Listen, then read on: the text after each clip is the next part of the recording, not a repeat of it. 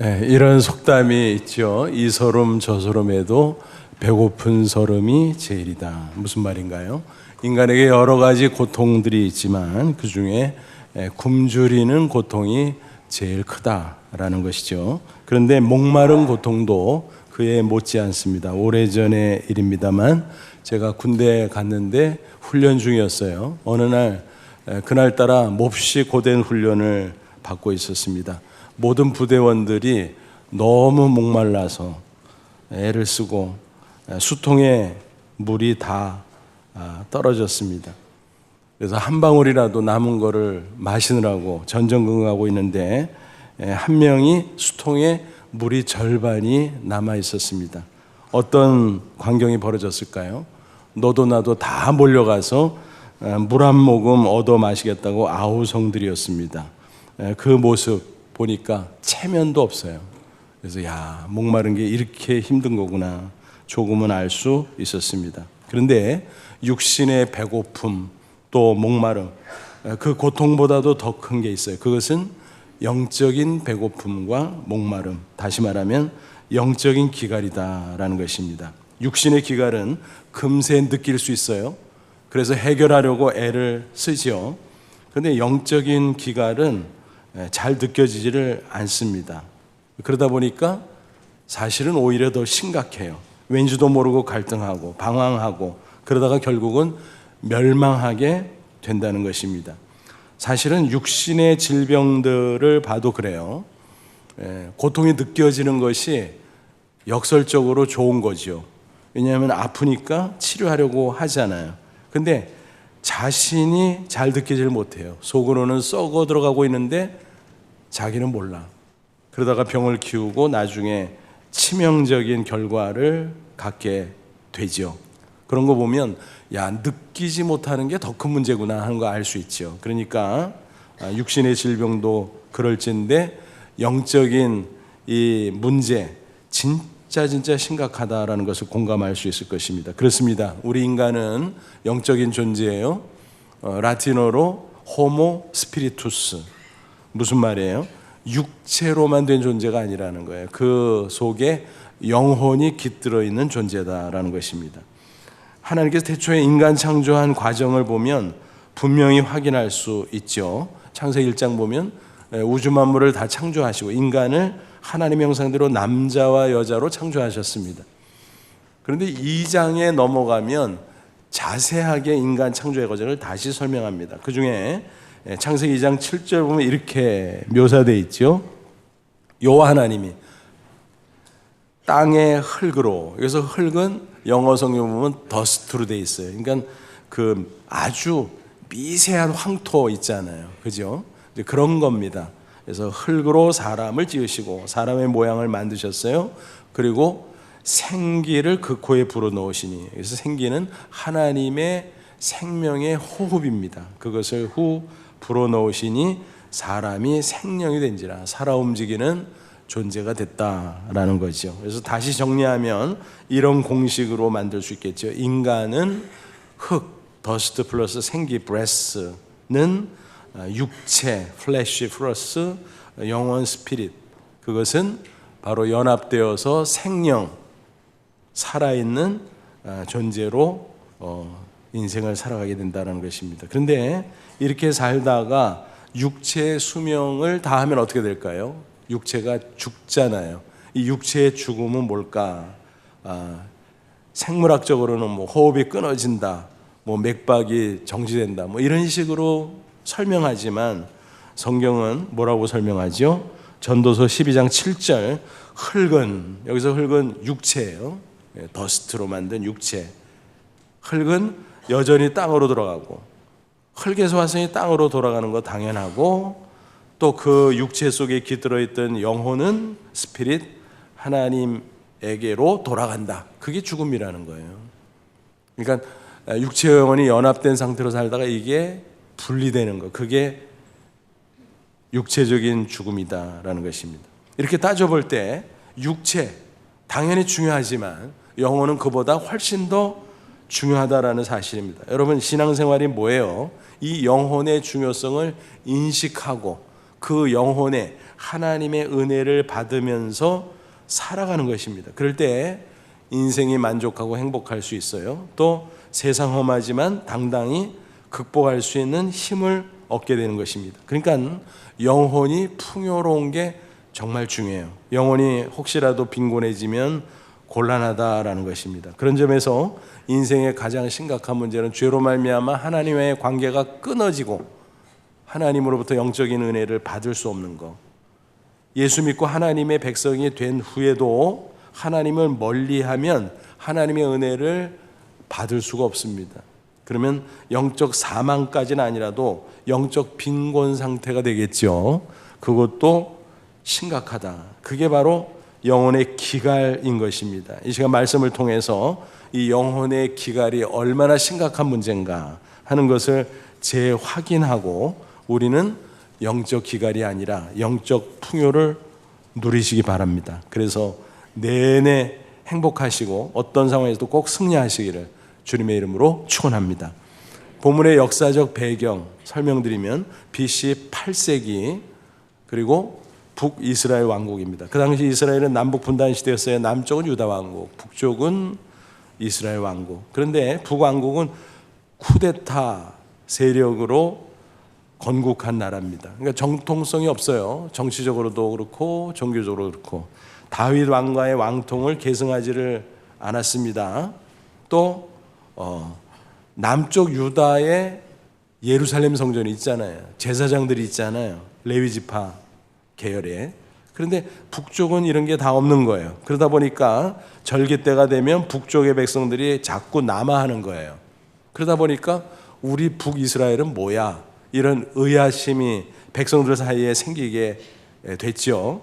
이렇게 정통성이 결핍되다 보니까 왕들이 이제 고민이 깊어진 거예요. 그래서 그런 약점을 만회한답시고 저지른 게 바로 뭐냐면 우상숭배였습니다. 백성들을 미혹한 거지요. 그래서 금송아지 제단을 세워놓고 야 예루살렘에 가서 성전에 가니까 하나님 있대? 너 봤어? 못 봤지. 하나님이 영인데 어떻게 봐요? 그거 봐. 뭐 하려고 그 쓸데없이 멀리 가냐? 가까운데 금송아지 제단에 절하고 제사해. 잘 보이잖아. 이게 하나님이야. 이렇게 속인 겁니다. 게다가 아예 여호와 하나님을 제쳐놓고 바알신, 아세라신 이런 우상신들을 숭배하도록 오도하고 있었다라는 것입니다. 이쯤 되니까 북이스라엘 백성들은 당연히 타락할 수밖에 없죠. 하나님을 멀리하고 거역하고 타락하게 됐죠. 그 모습을 안타깝게 여기신 하나님께서 어떻게 하셨습니까? 선지자들을 세워서 그들로 하여금 회개의 메시지를 전하게 하셨습니다. 속지 말고 회개하라. 나에게 돌아오라. 그렇게 말씀하셨던 것입니다. 그런 가운데 하나님께서 아모스 선지자를 세우셨던 것입니다. 그럼에도 불구하고 그들은 영영 돌이키질 않았습니다. 그럼 그들은 왜 정신을 차리고 회개해야 되는데 그러질 못했을까? 그거는요, 육체만 바라보기 때문에 그래요. 육신적인 차원에서 보면 아쉬울 게 없어요. 멀쩡하게 잘 먹고 잘 사는데 뭐가 문제야? 이런 겁니다. 특별히 그 시대의 왕은 누구였냐면 여로보암 2세인데 북이스라엘 역사상 가장 경제적으로 성장했던 시기였어요. 그 왕이 통치하던 시기는. 그래서 솔로몬 왕 이후 가장 번성했던 시기, 뭐 이렇게 평가를 합니다. 그러니까 육신적으로 보면 뭐 문제야? 잘 먹고 잘 사는데, 떵떵거리고 있는데, 경제가 계속 성장하는데, 뭐 이랬던 겁니다. 그런데 영적으로는 골마 들어가고 있었죠. 결국 어떻게 되나요? 하나님을 배반하고 영영 돌이키지 않는 가운데 하나님이 진노하셨고 마지막 심판했고 결국 아수르 제국에 의해서 BC 722년 멸망하게 됩니다. 정말 안타까운 일이 없죠. 바로 그 전에 아모스 선지자를 통해서 최후의 통첩 같은 말씀을 하고 계신 겁니다. 본문은 바로 그 심판날이 다가오고 있다. 그날이 되면 큰일 날 것이다. 아수르 제국의 그 군사들이 모여와서 짓밟고 나라를 멸망시킬 것이다. 그런데 겉으로 보면 그거지만 사실은 그 전에 영적인 기갈이 있을 것이다. 보이지 않는 영적 문제가 더 심각하다라는 것입니다. 그렇습니다. 하나님이 주시는 최악의 저주는 영적인 기갈이에요. 그게 이제 현실에서 여러 가지 그런 문제로 번지는 것이지 그 근본은 영적 기갈이라고 하는 것입니다. 여러분 꼭 기억하세요. 인생 만사는요, 영적인 데서 기인한다는 사실입니다. 그러니까 영적으로 잘 되면 현실도 잘 되고 영적으로 잘못되면 현실도 잘못되는 거예요. 그래서 이런 공식 꼭 기억하세요. 영적인 타락, 하나님을 멀리하고 거역하는 영적 타락, 그러면 도덕적 타락이 이어져요. 그리고 도덕적 타락이 계속되면 하나님이 진노하셔서 현실에 실패가 돼요. 그러면 그것이 지속되면, 회개하지 않고 방치되면 결국은 멸망인 것입니다. 다시 말씀드리면 영적인 타락, 도덕적인 타락, 그러면 현실의 실패, 그것이 계속되면 결국은 멸망. 아모스 시대가 그랬고 이스라엘 북쪽 왕국이 그렇게 망했다라는 것입니다. 영적으로 하나님을 배반했어요. 거역합니다. 타락합니다. 도덕적으로도 그랬어요. 특별히 음란하고 부정하고 부패하고, 그럴 뿐만 아니라 사회적으로도 얼마나 불의가 판천지 몰라요. 상층부에 있는 자들은 평민과 빈자를 억압하고 수탈하고, 그 모습을 보고 하나님이 도저히 더 이상 참을 수가 없었던 것입니다. 그래서 마지막으로 최후의 통첩 같은 메시지를 오늘 본문에 주시고, 그래도 회개하지 않으니까 결국 아수르를 통해서 멸망시키고 말았다라는 것입니다. 그 최후 통첩 메시지가 뭘까? 영적 기갈이 올 것이다, 심판날에. 그러면 너희들은 끝이다 라는 것입니다. 11절 한번 먼저 읽어볼게요. 주 여호와의 말씀이니라. 보라, 날이 이를지라 내가 기근을 땅에 보내리니 양식이 없어 주림이 아니며 물이 없어 가람이 아니요 여호와의 말씀을 듣지 못한 기갈이라. 육신적으로 양식과 물이 없어서 고통받는 그게 문제가 아니다. 영적인 그런 배고픔과 목마름, 영적 기갈이 임할 것이다. 그게 무슨 뜻입니까? 하나님께서 오래 참으셨지만 더 이상 참지 않으시고 은혜의 셔터문을 내리신다는 거예요. 그러면 하나님을 불러도 하나님이 응답하질 않아. 하나님이 도와주질 않아. 은혜를 주시질 않아. 결국 멸망하는 길밖에 없다는 것입니다. 북이스라엘이 그 길로 가고 있다는 경고의 말씀입니다. 그 영적인 기갈이 얼마나 무섭고 심각한가 12, 13절에 이어서 말씀하시죠. 같이 읽어보시죠. 사람이 이 바다에서 저 바다까지 북쪽에서 동쪽까지 비틀거리며 여호와의 말씀을 구하려고 돌아다녀도 얻지 못하리니 그날에 아름다운 처녀와 젊은 남자가 다 갈아여 쓰러지리라. 그날은 심판의 날이에요. 그날이 되면 사람들이요, 이 바다 저 바다 동쪽 북쪽 막 헤매고 다녀요. 왜? 하나님을 찾아다니고 하나님 도와주세요. 그렇게 구합니다. 말씀을 주세요. 구합니다. 근데 하나님이 주시질 않는다 이 말이에요. 영적으로 은혜 통로가 완전히 막혀버려가지고, 아름다운 처녀, 젊은 남자 뭐예요? 한창 때잖아요. 혈기왕성할 때. 그들이 그렇게 막 찾아다니면서 하나님을 구하고 말씀을 구해도 안 된다. 영적인 기갈 가운데 쓰러지고 말 것이다 라는 것입니다. 여러분, 이게 정말 무서운 거예요. 평소에 하나님을 가까이 하고 말씀 가운데 하나님을 만나고 은혜를 받는 그런 삶의 모습, 그런 경건한 라이프 스타일이 있으면 좋은 거예요. 근데 사람이 참 이거를 꾸준히 이어가기가 쉽지 않죠. 바쁜 일상 속에서 세상에 빠져서 살다 보면 자기도 모르게 하나님을 멀리하게 되고 말씀을 소홀히 하고, 그러다 보면 이게 자기도 모르게 영적인 기갈 상태에 빠지게 된다는 것입니다. 그때 하나님께서 고난을 통해서 또는 다른 사람의 메시지를 통해서 회개를 촉구해요. 근데 완악해져서 영영 말을 듣지 않으면 어느 순간 은혜의 셔터문이 내려질 수밖에 없다라는 거예요. 그러면 정말 큰일 나는 겁니다. 나중에 이제 다급한 일이 닥칠 때 하나님을 막 찾아, 하나님 도와주세요. 근데 셔터문 내렸는데 뭐 하나님이 응답하질 않아요. 은혜를 내려주질 않아요. 도와주시지 않아요. 그러면 끝이지요. 그럼 어떡합니까? 하나님을 불러도 대답이 없으니까 우상을 또 찾아가요. 그러니까 더 안 되죠. 세상을 찾아가서 호소해요. 더 안 되죠. 다 헛일이에요. 북이스라엘이 그랬던 것입니다. 멸망하게 되니까 그제서야 하나님을 찾고 난리법석 부렸지만 하나님은 응답하지 않아요. 때는 늦으리. 그뿐이 아니라 이제 우상을 찾아 헤매고 소리쳐도 우상은 우두커니 있는 거거든요. 그거는 거짓신이거든요. 도와줄 수가 없지요. 그래서 결국 멸망할 수밖에 없다는 것입니다. 14절 읽어볼게요. 사마리아의 죄된 우상을 두고 맹세하기를 다나 내 신들이 살아있음을 두고 맹세하노라 하거나 부엘세바가 위하는 것이 살아있음을 두고 맹세하노라 하는 사람은 엎드러지고 다시 일어나지 못하리라. 사마리아는 북이스라엘 왕국의 수도예요. 우상이 득실거리죠. 또 단은 북단 도시예요. 그리고 부엘세바는 남단 도시예요. 그래서 단에서 부엘세바까지 그럼 북이스라엘 전국을 지칭하는 거예요. 그곳에 우상의 제단들이 또 있어요. 그러니까 그 우상 제단 찾아가서 살려달라고 아무리 호소해봐라. 살아있나? 가짜신, 우상신인데 대답이 없다. 그래서 결국 멸망할 수밖에 없다라는 것입니다. 그와 비슷한 사건이 사무엘상 28장에 나와요. 거기 보면 사울왕이 등장하는데 잘 아시는 대로 다윗을 정적으로 몰았잖아요. 다윗이 사실 블레셋과의 전투에 참전해서 공을 세우고 애국했잖아요.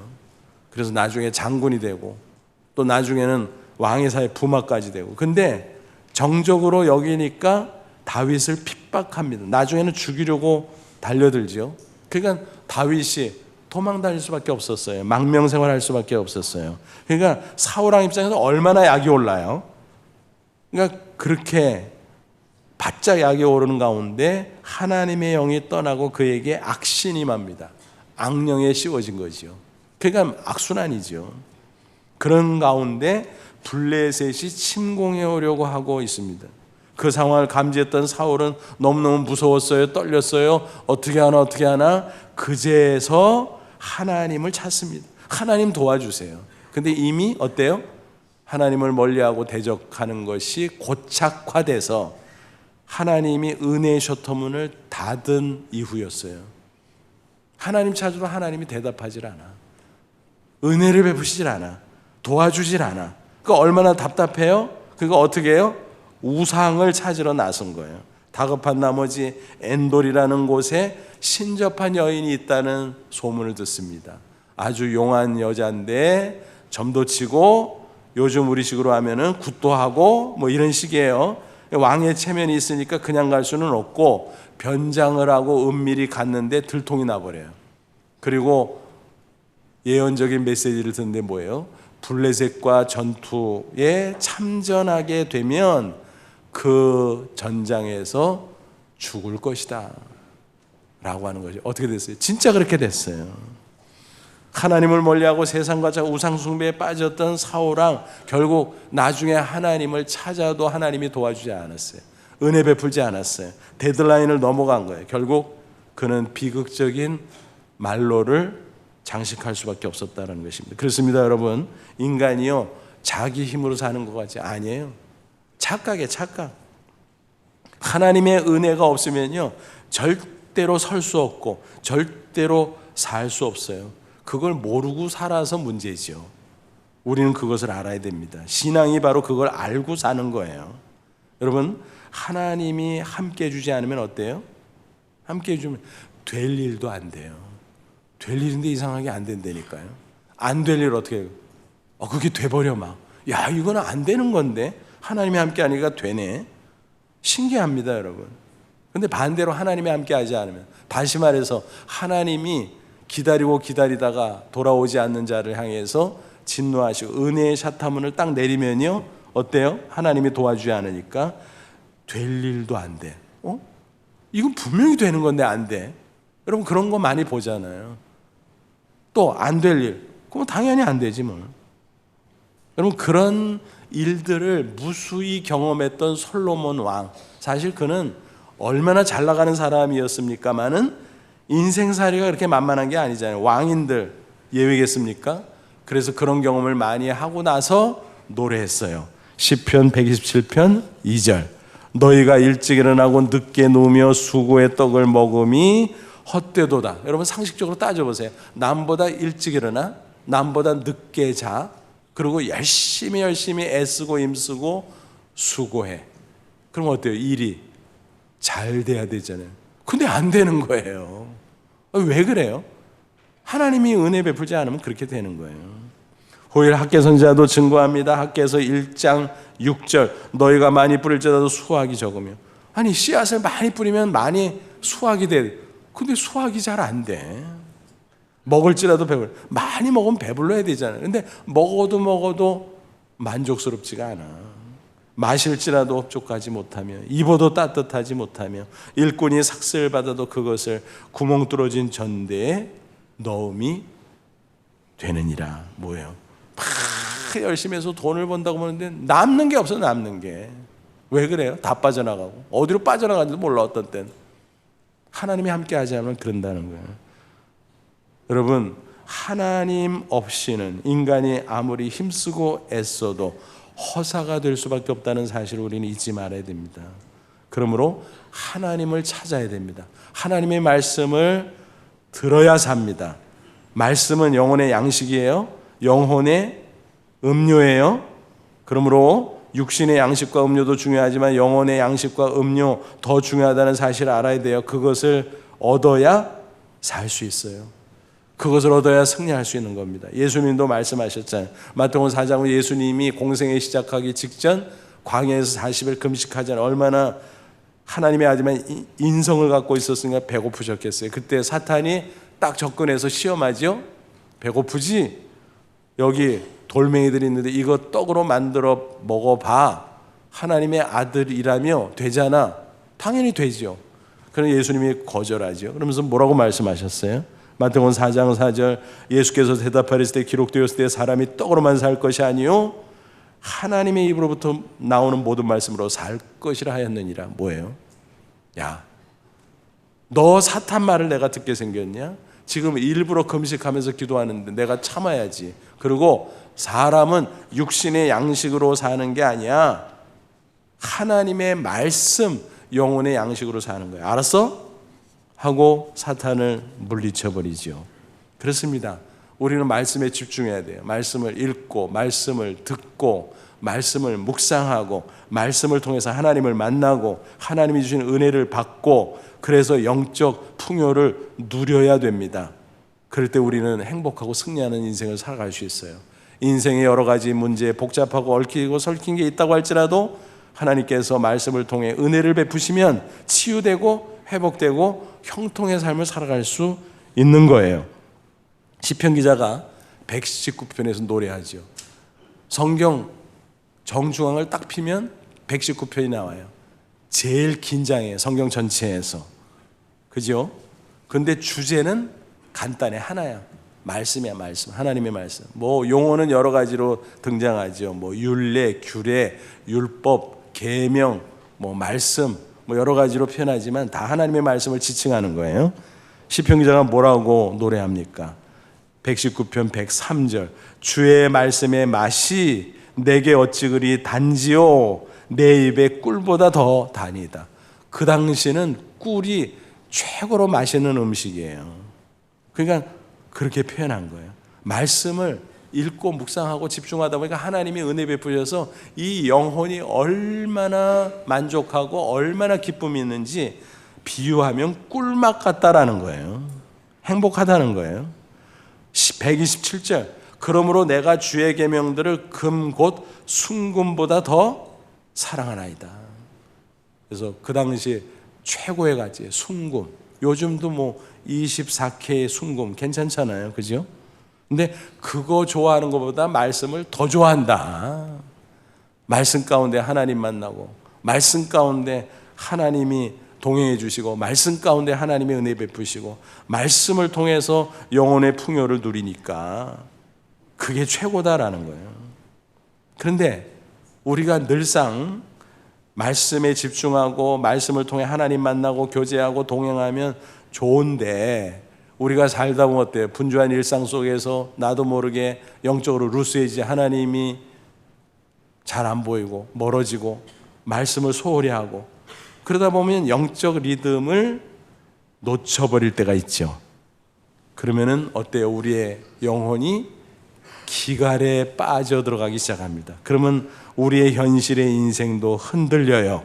영육 간의 질병, 고통으로 빠져 들어가고 시달릴 수 있어요.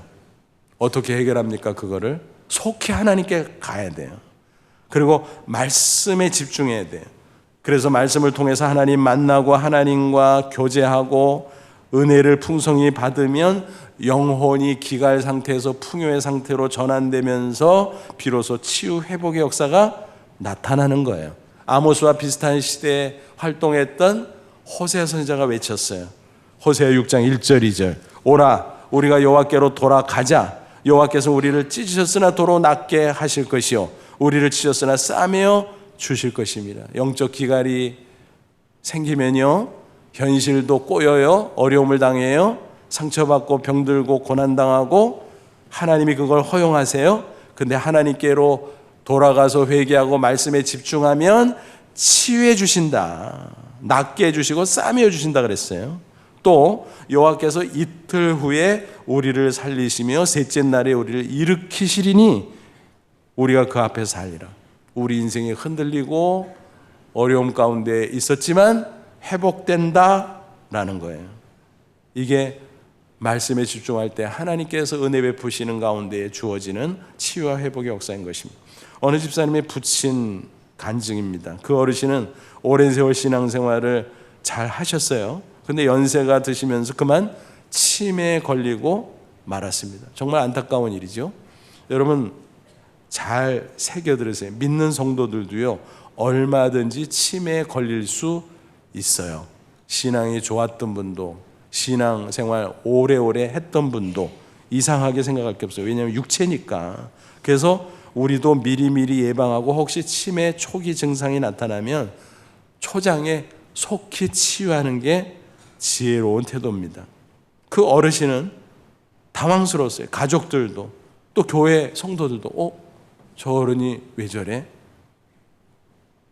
얼마나 힘들었겠습니까? 그래서 이제 약을 썼는데 이 효과가 없는 거예요. 그래서 어느 날 결단했습니다. 약 끊자. 하나님하고 1대1로 해결하자. 그래서 기도하면서 말씀에 집중했습니다. 물론 평생 신앙생활 하면서 뭐 성경을 읽지 않으신 건 아니에요. 근데 오랫동안 신앙생활 하면서 그래도 이렇게 루스해질 수 있잖아요. 누구나. 그래서 바짝 조이자. 그래서 말씀에 집중하자. 그래서 말씀을 읽고 묵상하고 또 말씀 성경을 쓰기 시작했습니다. 쓰면 더 집중이 잘 되잖아요. 그러면서 기도하고 하나님이 함께 해주시는 성령의 은혜를 체험하기 시작하면서 치유가 됐습니다. 놀랍게도 금년에 88세 어떻게 지내실까요? 팔팔하게 건강하게 잘 지내고 계세요. 모임에서도요 회계를 맡고 계시대요. 여러분 회계 맡는 분들 어떤 분들인지 알잖아요. 수리에 밟고 계산 딱딱 맞춰야 되고 정리하는 게 얼마나 어려워요. 그러니까 그렇게 치유의 역사가 나타났다는 거예요. 여러분 말씀에 집중하면 말씀과도로 역사하시는 성령님이 우리를 만나주시고 은혜 베푸시고 그러면 그런 놀라운 역사 충분히 일어날 수 있다는 사실을 꼭 믿으시기를 바랍니다. 여러분 양영자 탁구 선수 아시죠? 그분은 그 88 올림픽 때 복식으로 금메달을 딴 것으로 유명하죠. 탁구의 전설 뭐 이렇게 불리기도 해요. 현재는 대한체육회 꿈나무 탁구 감독으로 활동하시고 근데 사실 본직은 선교사예요. 오래전 외국제선교회에서 선교사로 파송돼서 몽골에 가서 15년 동안 사역을 마치고 몇 년 전에 귀국을 했죠. 그리고 지금은 화성에서 양영자 탁구 클럽을 개설하고 탁구 선교에 헌신하고 있습니다. 그분의 간증을 들어보면 하나님의 말씀에 집중하는 게 얼마나 중요한 것인가를 알 수 있어요. 그분이 탁구 인생의 클라이막스에 올라갔을 때 갑자기 은퇴하게 되는 일이 있었다고 합니다. 게다가 어머니가 암에 걸려서 갑자기 돌아가셨어요. 그러니까 막 이런 충격이 계속 닥치다 보니까 그 결과 조울증에 걸려 버렸습니다. 고통의 나날을 보내게 됐다고 하는 거죠. 체중이 10kg 이상 늘었고 거식증, 대인기피증 등등으로 시달렸다고 하는 것입니다. 그는 모태신앙인이에요. 선수 시절 부상당할 때, 또 병에 걸릴 때, 그럴 때도 당당하게 기도하면서 승리한 경험도 있었어요. 근데 이런 아주 진짜 심각한 상황에 처하다 보니까 신앙이라는 게 속수무책이었습니다. 그래서 계속해서 고통의 터널을 지나가고 있는데 다행히 교회 권사님들이 도와줬고 말씀을 붙잡게 됐습니다. 그래서 말씀을 읽고 묵상하고 그런 가운데 하나님께서 그를 도와주셨어요. 회복시켜 주셨어요. 그리고 요양차 인도네시아 갔다가 만난 좋은 분을 통해서 도움받다가 결혼하고 그리고 완전 치유되고 선교 훈련 받고 선교사로 가서 사역 마치고 와서 지금에 이르게 되었다는 것입니다. 여러분 무슨 얘기입니까? 교회 오래 다니는 것도 중요하지만요, 살아계신 하나님을 말씀을 통해서 1대1로 만나면서 살아야 돼요. 그게 신앙의 본질이고 핵심이잖아요. 오래 다니는 게 좋은 거지만 이게 빠지면 아무것도 아닌 거예요. 하루를 다녀도 하나님 말씀 중심으로 살아계신 하나님 독대하고 만나고 경험하고 하나님의 은혜 가운데 풍성하고 영적인 부요를 누려야 행복하고 그것이 현실에 반영돼서 삶이 형통하고 그런 거 아니겠습니까? 근데 영적인 기갈에 빠지면 다 꼬여버리는 거예요. 그래서 저와 여러분은 정말 하나님의 이 치유와 회복의 역사를 꼭 경험하시기 바랍니다. 우리 인간의 영혼은요, 오직 예수, 오직 하나님 한 분으로만 만족할 수 있어요. 비유해서 말하면 어린아이에게 엄마를 대체할 수 있는 게 있어요? 없죠? 없어요. 어린아이에게 엄마 대체물은 없어요. 우리 인간도 마찬가지예요. 우리 영혼에 하나님 대체물은 없어요. 속는 거지. 대체물이 없어요. 어린아이는요, 기승전 결국은 엄마예요. 그죠? 우리 영혼은 뭐예요? 기승전 결국은 하나님이에요. 하나님을 찾아야 살아. 근데 제쳐두고 헤매니까 얼마나 한심해요. 여러분, 문제를 당하고 있습니까? 복잡해요? 꼬여 있어요? 괜찮아요. 문제는 여러 가지고 복잡해도 답은 하나거든요. 하나님에게 나가는 거예요. 말씀에 집중하는 거예요. 그러면 하나님께서 성령을 통해서 만나주시고 은혜 베푸시고 영혼의 풍요를 주시고 그러면 그 모든 것이 저절로 다 해결될 줄로 믿습니다. 그래서 해결하세요.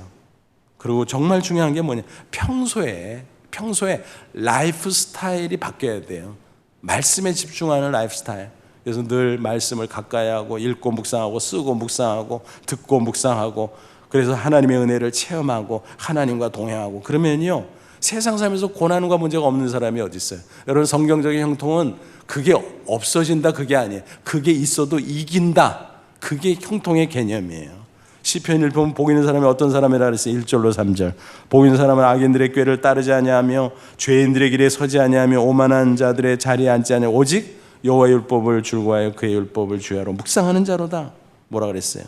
세상과 짝하지 않고 죄악 따라가지 않고 오직 하나님의 말씀을 집중해서 묵상하는 사람이 복이 있다. 그래서 그 사람은 어떻게 되느냐? 비유하면 시냇가에 심은 나무가 철을 따라 열매를 맺어 그 잎사귀가 마르지 아니함 같으니 그가 하는 모든 일이 다 형통하리로다. 나무가 심겨져 있는데 시냇가에 심겨져 있어. 그럼 어때? 가뭄이 와요. 당연히 오지요. 그러나 깊이 뿌리를 내렸기 때문에 물을 흡수해서 영적으로 부유한 상태를 누리게 되기 때문에 잎사귀가 마르지 않고 열매를 맺는 것처럼 형통할 수 있다는 것입니다. 가뭄의 고난 와도 뿌리 깊은 나무는, 시냇가에 심겨진 나무는 당당하게 극복하잖아요. 그것처럼 우리도 문제 고난 닥쳐와도 하나님에게 붙어있고 말씀에 집중하고 하나님께서 주시는 은혜 속에 살면 그런 영적인 풍요 가운데 당당하게 승리할 수 있어요. 그게 형통이에요. 요한 3서 2절도 동일한 원리를 증거하여 사랑하는 자의 내 영혼이 잘된 같이 내가 범사에 잘되고 강건하기를 내가 간구하노라. 영혼이 잘되는 게 뭐예요? 말씀에 집중해서 하나님 만나서 하나님 은혜 주시면 우리 영혼이 풍요롭다라고. 그 상태를 유지하면 범사도 잘되고 육신도 강건하고 이게 형통이라는 거예요. 그래서 삼통의 원리라고 이름을 붙였잖아요. 뭐예요? 신통, 인통, 물통. 하나님과 잘 통하는 거예요. 말씀에 집중해서 하나님 날마다 만나면 하나님 은혜 주시고 그게 신통한 거예요. 하나님과 잘 통하는 거예요. 그러면요 사람하고도 좋아져요. 인통. 그러면은 물질하고도 좋아져요. 물통. 그래서 그게 진짜 만사형통이 되는 거예요. 그래서 사람들은 만사형통 엄청 좋아하지. 근데 그게 안 돼. 왜 안 돼요? 만사형통은 사실은 근원을 따져가면 뭐부터 돼야 되냐면 영혼에서부터 시작되는 영혼에서. 영혼이 잘 돼야 돼. 영혼이 풍요로워야 돼. 영혼이 기갈 가운데 있으면 절대로 만사형통 안 돼요. 그래서 만사형통 이전에 만사영통이 돼야 돼요. 영적으로 먼저 풀어야 된다는 거예요. 미국의 흑인 농학자 조지 워싱턴 카버 박사의 이야기입니다. 그는 별명이 땅콩 박사예요. 본래 노예 출신이에요. 태어나자마자 노예예요. 부모도 노예, 자기도 노예. 옛날 미국의 남부는 노예제도가 아주 극심했잖아요. 얼마나 비참합니까? 게다가 부모가 일찍 돌아가셨어요. 그 고생이라고 하면 말로 할 수 없죠. 근데 다행히 크리스찬 좋은 주인의 배려로 자유의 몸이 됐어요. 그리고 그 당시 흑인들이 학교 다니고 특별히 대학에 들어간다는 건 말도 안 되는 일이었지만 극적으로 대학에 진학을 합니다. 그가 공부해서 내가 기여할 수 있는 게 뭘까? 흑인들을 보니까 목화 재배하고 얼마나 가난하게 사는지, 그래서 어떻게 하면 좋을까? 목화 재배에서는 살 길이 없어. 빈곤을 탈출할 수가 없어. 그래서 기도하는 가운데 하나님이 지혜를 줬어요. 땅콩을 보게 하셨어요. 이 땅콩을 품종 개량해서 많이 생산하자. 그러면 이게 얼마나 영양분도 많고 좋겠나. 그래서 품종 개량을 통해서 농사를 지었더니 대풍, 좋은 건데요, 희한한 일이 벌어졌습니다. 너무 땅콩 생산량이 많아서 처치곤란이야. 그러니까 오히려 막 욕을 먹게 됐어요. 당신 뭐 하는 짓이냐고. 목 하나 재배하게 두지. 다 갈아엎고 땅콩 재배하라고 하더니 이거 어떡할 거냐고 고민에 빠졌죠. 또 하나님 앞에 엎드려 기도합니다. 말씀을 붙잡고 하나님 앞에 간절히 기도하면 하나님이 지혜를 주셨어요. 땅콩을 재료로 이것저것 새롭게 만들라는 거예요. 여러분, 우리가 요즘에 피넛 버터 그냥 자연스럽게 먹잖아요. 근데 그게 발명품이었어요. 그 당시에는. 왜 땅콩 그냥 먹는 것밖에 몰랐는데 그걸 버터하고 이렇게 해가지고 피넛 버터, 그 외에 식용유, 세제, 잉크, 샴푸, 비누, 별의별 것 무려 300가지를 발명하게 됩니다. 땅콩으로. 그래서 에디슨 이후에 최대 많은 것을 발명한 발명가로 칭송받기도 합니다. 그에게 물었습니다. 어떻게 이렇게 큰 성공을 거둘 수 있었어요? 별거 없어요. 이른 아침 매일마다 숲속을 거닐며 나는 하나님과 대화하거든요. 말씀을 묵상하고 기도하면 하나님이 그때마다 나에게 지혜를 주시거든요. 그냥 그거 그대로 했을 뿐이에요. 여러분, 이것이 바로 말씀에 집중해서 영혼의 풍요를 누리는 사람의 형통의 삶인 것입니다. 여러분, 이 가을에 우리 영혼을 위해서 말씀에 집중하는 삶을 라이프스타일로 정립하시기 바랍니다. 그게 내가 살 길이에요. 내가 행복하고 승리하는 길이에요. 혹시 문제가 있으면요, 기갈 중에 영혼이 처해 있는 거예요. 여러분, 복잡한 게 아니에요. 문제가 많지만요, 그 근본 따져 들어가면 하나님과 멀어진 거예요. 하나님과 관계가 엉킨 거예요. 영혼이 기갈 중에 있는 거예요. 그게 핵심입니다. 그 문제 해결하면 다른 문제도 다 해결할 줄로 믿습니다. 그래서 영혼이 풍요로워지시기를 바랍니다. 그러면 다 해결되고 형통의 삶으로 나아가게 될 줄로 믿습니다. 근데 안타까운 것은요, 참 역설적으로 홍수 때 식수난이 있어요. 그죠? 사방팔방 물이 막 철철 넘치고 막 홍수인데 마실 물이 없네. 여러분, 요즘 시대가 그러지 않나라는 생각을 해봅니다. 지식의 홍수 시대, 정보의 홍수 시대. 근데요, 우리 영혼에 독이 되는 것들이 얼마나 많은지 몰라요. 좋은 거 골라서 섭취해야 됩니다. 뭐 하나님의 말씀, 성경 말씀이라고 해도 그런 경우가 얼마나 많은지 몰라요. 서점 가면 책들이 얼마나 많이 나와 있어요. 기독교 서적.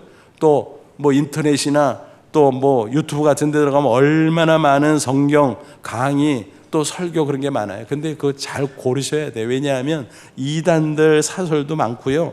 또 성경을 왜곡하고 잘못 해석한 그런 독초 같은 그런 메시지도 얼마나 많은지 몰라요. 그래서 우리가 음식이나 음료를 고를 때도 어때요? 무공해 찾잖아요. 무공의 영적 양식, 무공의 영적 음료를 찾아야 돼요. 그럴 때 우리가 살 수 있는 것입니다. 그리고 중요한 것은 내가 직접 성경을 읽고 묵상할 때 하나님께서 진리의 교사이신 성령을 통해서 우리에게 깨닫게 해주시고 은혜를 주실 줄로 믿습니다. 이런 말씀 중심의 경건 생활을 라이프 스타일로 삼으면 계속 승리할 수 있습니다. 그리고 특별히 10월 마지막 주간에 준비된 심령 부흥 사경회를 그 모멘텀으로 삼으세요. 문제들이 많아요. 묵은 문제들 많아요. 아주 그냥 일시에 딱 청산하세요. 하나님께 나와 말씀에 집중하시면 반드시 해결하고 치유되고 회복되고 형통의 삶으로 나아가게 될 줄로 믿습니다. 부디 영적 기갈에서 벗어나 영적 풍요로 나아가 모든 삶에 행복하시고 형통하시기를 주님의 이름으로 축원합니다. 기도하겠습니다. 오늘 말씀 붙잡고 기도하자. 하나님, 그렇습니다. 내 문제, 이 문제, 저 문제 복잡하고 엉켜서 고민이 되지만 알고 보니 딱 한 문제, 영혼의 기갈 문제였군요. 하나님, 하나님께 나아갑니다. 나를 맞아주시고 말씀을 통해서 은혜 베풀어 주옵소서. 그래서 내 영혼의 풍요로움을 허락해 주시고 그래서 치유되고 회복되고 형통의 삶으로 나가게 하옵소서. 우리 다 같이 간절한 마음으로 기도합니다. 하나님 아버지 은혜를 진심으로 감사합니다. 이 시간 주의 말씀으로 우리를 권고하시니 감사합니다.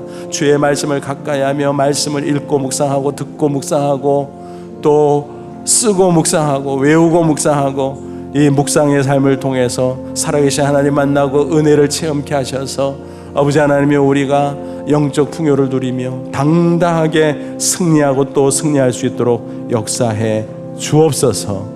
예수님의 이름으로 기도하옵나이다. 아멘.